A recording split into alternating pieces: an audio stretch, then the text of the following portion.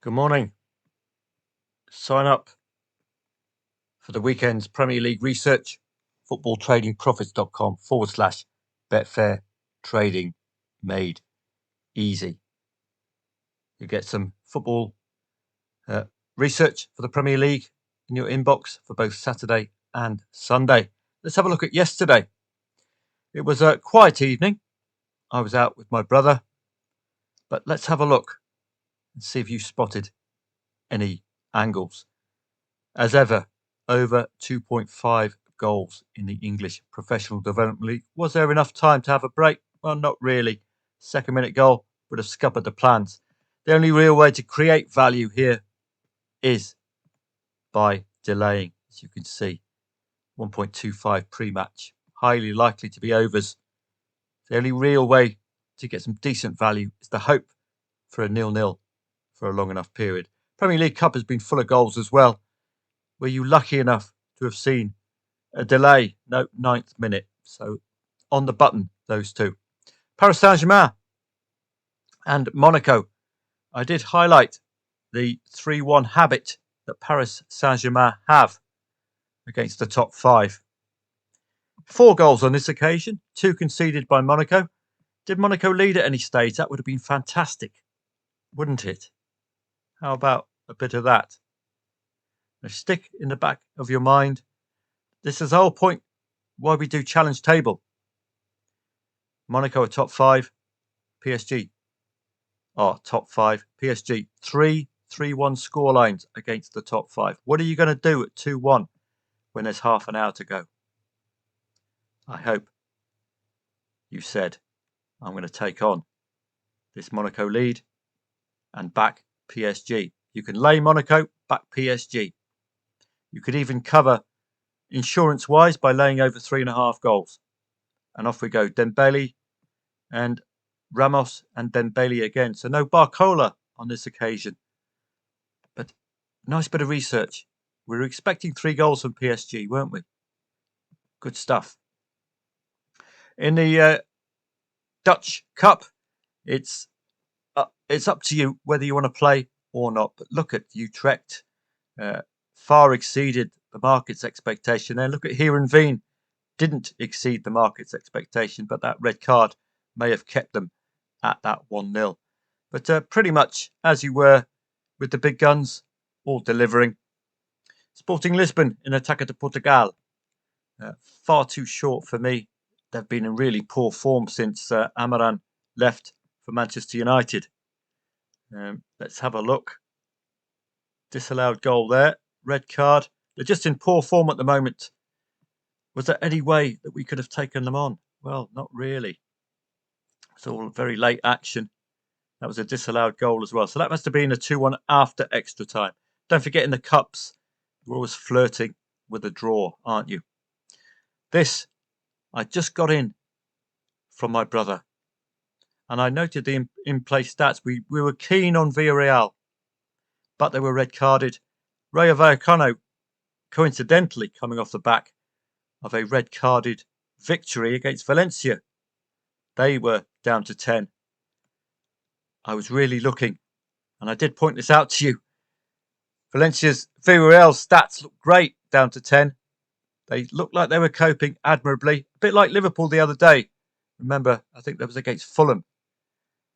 Just get that inkling with certain sides that the red card may not impact them as much as it might impact others.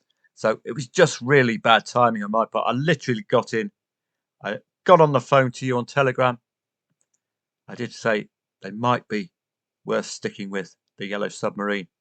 And off they go and score. I need Psychic Sally with me to just get me on a little bit earlier. Espanyol Valencia, not too keen on that one. 2 real strugglers. Trust issues, quite simple.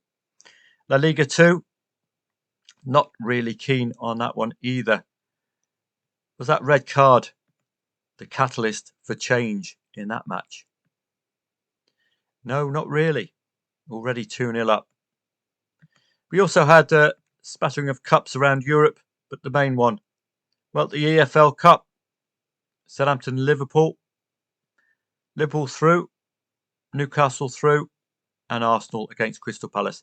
Now, as I said, these two would want to lay down a marker for the weekend where they're playing each other again. Crystal Palace opening the scoring. That could have been a good angle. I suspect it would have been a strong Arsenal side. And a few changes here or there, particularly in the back four. But a good comeback from the Arsenal. And you'd have thought they want to get or lay down a marker for the weekend psychologically because they're playing each other again in the Premier League. So let's have a look on to today. And it's predominantly a European day today. Premier League Cup has been superb for overs. You know the drill by now, don't you? Try to get a few minutes out of the market to allow the over 2.5 goals odds to rise to a reasonable level for you to back and hopefully cash out. The Dutch Cup, Willemsvee, De Graafschap and Ajax stand out. Again, in-play stats or not at all. I think just to be sure that these teams are up for the Cup. La Liga 2, not a league I know that well. I've done the research for members, but it's going to be a case of in-play stats again or not at all. I don't like playing lower tier leagues. I don't know the teams inside and out. I do in the Premier League. I can get some really good angles there, but here they're pretty new names. So maybe a little bit of research. Let's have a look at the Cadiz match, for instance. We can take that through soccer stats. So in Spain. So if you want to do this yourself, the quickest route to finding a trading angle or to do your research is a quick look at the challenge table, which alerted to us how Paris Saint-Germain tend to win 3-1 against the top five. So head on straight here and you'll have a quick indicator of how these two have got on this season. Well, you can see 18th against 16th. Alarm bells. Trust issues for Cadiz. They haven't beaten any side 17th or lower. But they have beaten 14th and 15th. Don't look that hot, do they, Cadiz? But then Burgos, well, they're unbeaten against 17th and lower. I don't like this at all, do I? But most of their losses have come against the top 8. Just makes little appeal on paper, does it? 6 consecutive away defeats. No draw in 5 at home. You might get some angles out of the current streaks and sequences table, or indeed some angles out of the overs table. Well, 50% here, 33% there. So not expecting over 2.5 goals there. All in all, a very messy match. And how quickly did that take me to unpack that? Doesn't make any great appeal, does it? You can do the same with these. Nice and quick. It's the Europa Conference League, I think. Europa League and Champions League having a break. Tottenham against Man U in the EFL Cup. It's all about team news, isn't it? Tottenham coming off the back of that Southampton win. Man U beating a very poor, out of form Manchester City. I wouldn't be celebrating in the street just yet if I'm a Man United fan. They've lost they drew with Ipswich. I think lost to Nottingham Forest. So still a little bit of work to be done. Conference League. I'm afraid this is all about the in-play stats for me. These are kind of one-off matches. Could be surprising, couldn't they? But Real Betis should have too much for HJK Helsinki, certainly. Sejland, the new Saints, well, it's a Welsh side. It's a bit like Larne. I would take on Larne, for example, against Ghent, and the market's already factored that in. But Larne put in a good performance in the last match. Got to half-time at 0-0. But then I decided to take them on second half and they capitulated. As you'd expect, Northern Irish side playing a Belgian Jupiler League side. Any other? Hearts could be a little vulnerable. So we'll keep an eye on that one. Heidenheim and St. Gallen. I would be expecting goals in that one. Just instinctually. Mulder, Panathinaikos against Dinamo Minsk. and a few others which are pretty tough to call. I will be on hand this evening for footballtradingprofits.com members from 8 o'clock onwards, or just turn up for the 7 o'clocks and see what we can see. I'll also bear in mind La Liga, but don't expect too much. These are not competitions I like. These are one-off affairs in Europe. The market is a key factor for me, but do please, if you're a member, read the research and look out for possible dead rubbers, as these are league formats now. Chelsea have actually gone up from 1.02 to 1.06. Now, bear in mind what happened with PSV the other day at 1.03, an 8-0 win. We really should be expecting a comfortable Chelsea win. Might even see old Cucurella, Sideshow Bob, getting on a score sheet again if he's playing. But Chelsea have the rare advantage of being able to play a totally top quality first 11 here and a completely different top quality first 11 in the Premier League. So Shamrock Rovers, I'm afraid, will need the luck of the Irish this evening. I would be looking at taking on these sides, Gaelic sides, the New Saints, Shamrock and Larne. Going to be out of their depth, aren't they? Have a great day. I will see members of footballtradingprofits.com a little later. And please remember, if you want to see some football research for the weekend, footballtradingprofits.com, Betfair, trading made easy. Don't forget little hyphens in the middle. Be great to see you over the weekend. It's a really good coupon on Saturday and Sunday. I showed you it the other day. Let's have a look again. And you'll see that Crystal Palace Arsenal match, which made yesterday's match more significant than perhaps it should be for an EFL trophy. As you can see there, Crystal Palace at home on this occasion. Are they going to score 2 or 3? Is Eddie Nketiah going to be the key to success for Palace against his old club? Villa and Man City is the battle of the two sides who have quite simply fallen apart with this new Champions League format. It's just hugely affected them negatively. So it's an opportunity for the villains to get 3 points against Man City. They are ropey. Man City's habit, leading late and capitulating. So look out for the potential for a 1-goal in it Manchester City lead late on, where they might just fall down.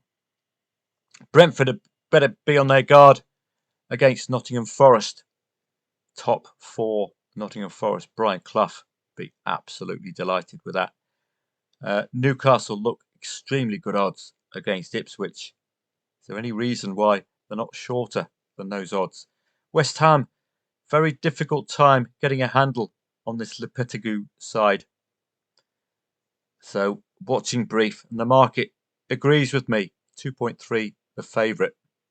As to Sunday's Premier League matches, well, let's just have a quick peek. We'll be looking more in depth in the research, of course. We'll be looking at goal scoring angles, cards and overs, both teams to score, etc. Everton and Chelsea, don't see any odds on up at the moment, but I suspect Chelsea will be odds on favourite there. The odds have arrived. Yep, Chelsea odds on, as you'd expect, but don't forget Everton. Well, at least away, hadn't played the top 5, got that 0-0 against Arsenal.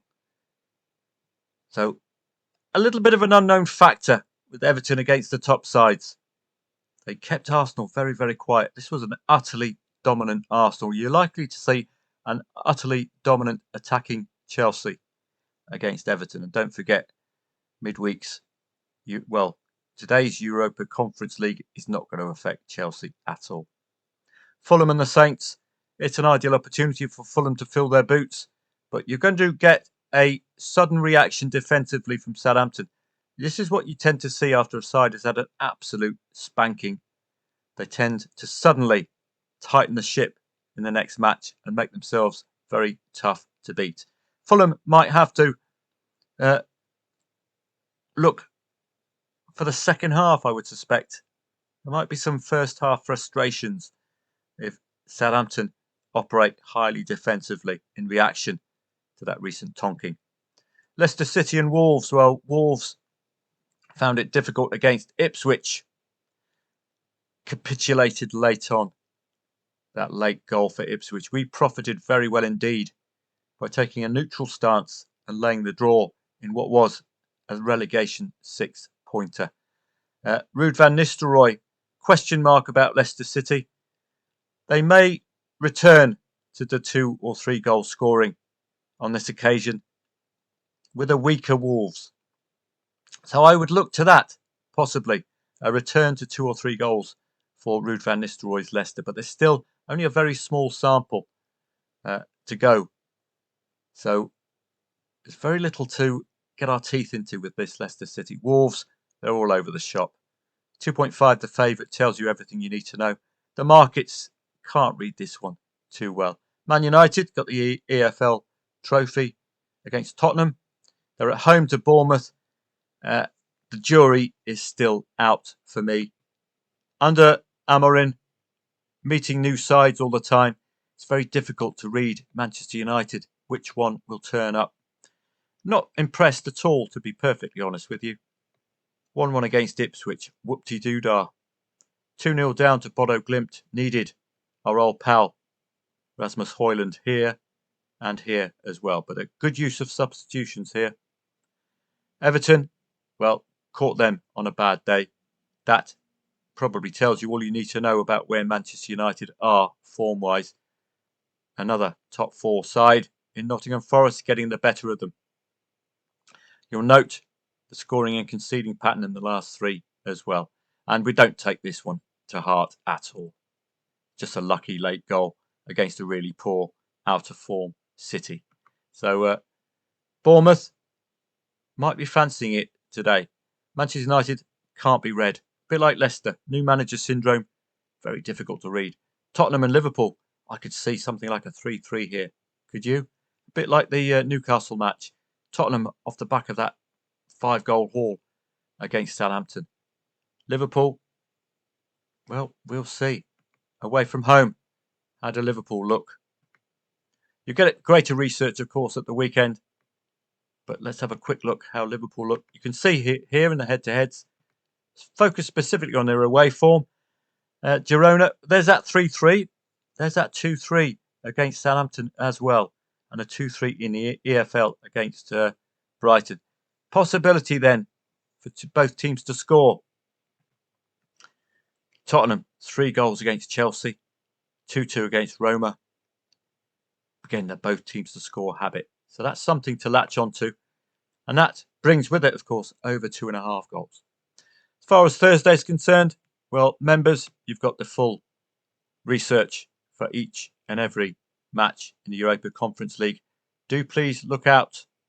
It's the final match day of the group phase. You've got to make sure that you avoid dead rubbers and select only matches where teams have something to play for. So that's vitally important. I will see members throughout the day, starting at about 6 o'clock. I hope to pick up a trade or two, and I hope I'll be on time.